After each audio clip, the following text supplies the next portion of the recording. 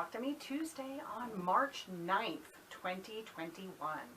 So last week I talked about the memory quilt, and this weekend I did get it quilted and bound, and it needs to be labeled and washed now, and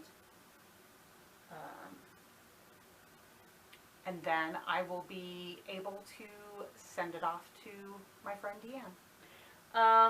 So I'm not going to show you that. I'll wait until after I know she's got it. And, I mean, it is sitting right here, but you can't really see that much. And then the only other thing I did that I suppose might be considered crafty is last week I cut my own hair. So, you know, I was just tired of having this just rat's nest on my head.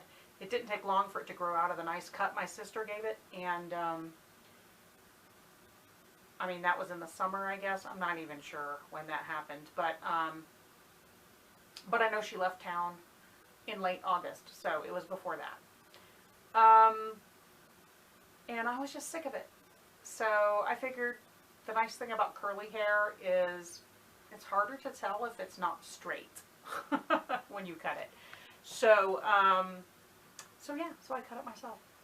I figured worst case scenario, if I get it really uneven or I hate it, I will just shave it off with the clippers. But I didn't have to do that. Yay! So, now just trying to figure out what I'm going to do next. I have a couple of things I need to work, well, I have a lot of things I need to work on, but I have my nephew, my youngest nephew is turning 40 next month, and he's never received a quilt. He's never gotten married. He's never had any kids that we know of. So he's never received a quilt. So I wanted to make him a quilt, and I have some ideas churning on that. And I have another friend that that I started a quilt for, another chocolate box quilt. I bought the fabric and I started cutting out the fabric, and then I had to stop and work on other things. So I'm going to start working on that again, get some of that piecing done.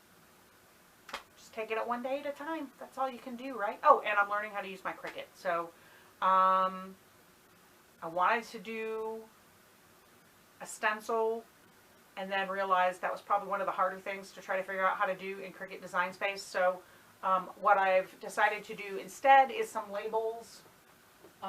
Maybe not for these bins, but like for my big scrap bins. And